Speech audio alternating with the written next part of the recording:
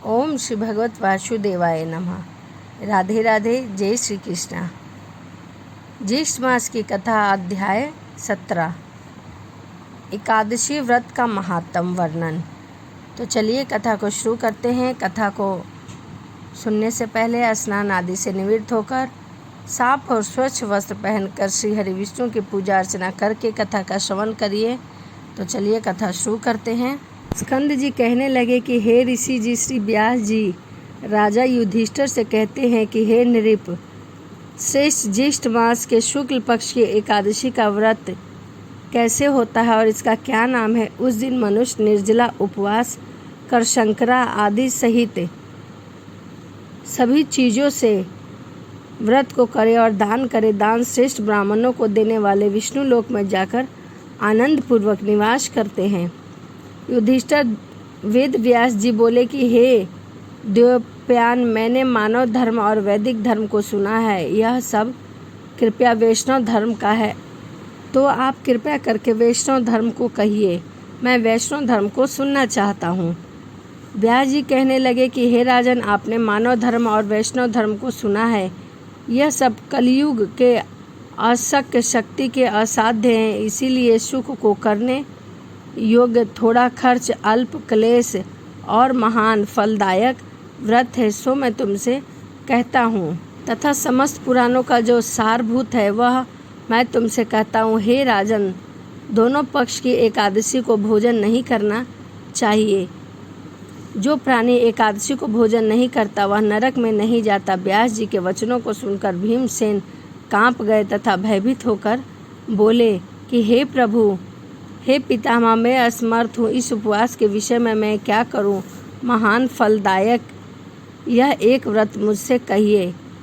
सब एकादशियों का व्रत मैं नहीं कह सकता। व्यास जी बोले कि हे भीमसेन, वृष और मिथुन के सूर्य होने से ज्येष्ठ मास की शुक्ल पक्ष की एकादशी होती है। उस दिन प्रयत्न पूर्वक जल रहित उपवास हमें करना चाहिए। उस दिन भोजन नहीं करना चाहिए। स्नान और आचमन से जल को छोड़कर विद्यमान पुरुष अन्न और जल का ग्रहण न करे। अन्य जल का ग्रहण करने से व्रत भंग हो जाते हैं और व्रत पूर्ण नहीं होते।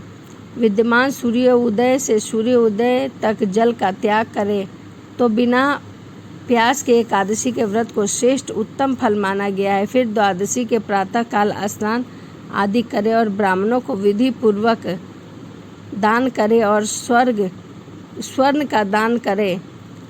इस प्रकार जितेंद्र कृत्यान्त होकर ब्राह्मणों के साथ भोजन करे तथा ब्राह्मणों को भी दान दे। इस प्रकार व्रत करने से जो पुण्य फल प्राप्त होता है, मैं तुम्हें जनार्दन भगवान से कहा, ज्येष्ठ मास के शुक्ल पक्ष की एकादशी के दिन जल रहित निर्जला उपवास का जो फल होता है उसको मैं भीमसेन तुमसे कहता हूँ। समस्त दान देने से जो पुण्य, सब तीर्थ के स्नान करने से जो पुण्य, समस्त हवन आदि करने से जो फल प्राप्त होता है, वह पुण्य ज्येष्ठ शुक्ल पक्ष की एकादशी के दिन उपवास करने से प्राप्त हो जाता है।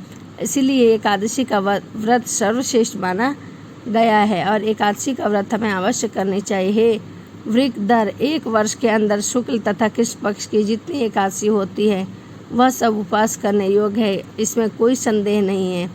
वे सब एकादशी धन, ध्यान, पुण्य, पुत्र, आरोग्य को देने वाली। हे नर व्याघ्र, इन दोनों में उपवास करने से उक्त फल होते हैं। मैं तुमसे यह सत्य कहता हूँ, एकादशी का व्रत करने से मोक्ष फल की भी प्राप्ति होती है। एकादशी के दिन उपवास व्रत करने से उन सब प्राणियों के सामने यमराज दूत नहीं आते जो कि बड़े भयानक, विशाल काया, कृष्ण वर्ण, दंड पाश से युक्त और अति क्रूर होते हैं। एकादशी का व्रत करने वाले को वैष्णव उनके अंत समय में वैकुंठ को ले जाया जाता है। पीताम्बरी, सौम्य स्वभाव, चक्रधारी और मन के समान वेशशाली विष्णु दूत वहां आते हैं और उस व्यक्ति को उठाकर लेके जाते हैं और उनको वैकुंठ में ले जाते हैं। इसीलिए सब उपायों से एकादशी जल रहित व्रत करने से तथा जल और धन दान देने से प्राणी अपने सभी पापों से मुक्त होकर वैकुंठ धाम को प्राप्त करता है। इसीलिए हमें एकादशी का व्रत अवश्य करना चाहिए।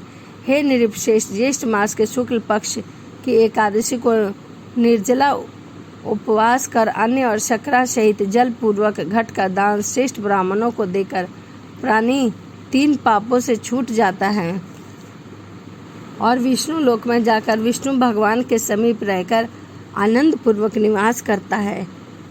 इति श्री ज्येष्ठ मासे महात्म एकादशी व्रत वर्णन 17 अध्याय संपूर्ण।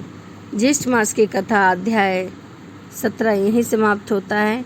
इसी के साथ वीडियो को समाप्त करते हैं और मिलते हैं अगली वीडियो में। और अगली वीडियो में मैं आपको सुनाऊंगी ज्येष्ठ मास की कथा अध्याय 18। तो चलिए इसी के साथ मिलते हैं अगली वीडियो में। राधे राधे। जय श्रीमान नारायण। हरे कृष्णा।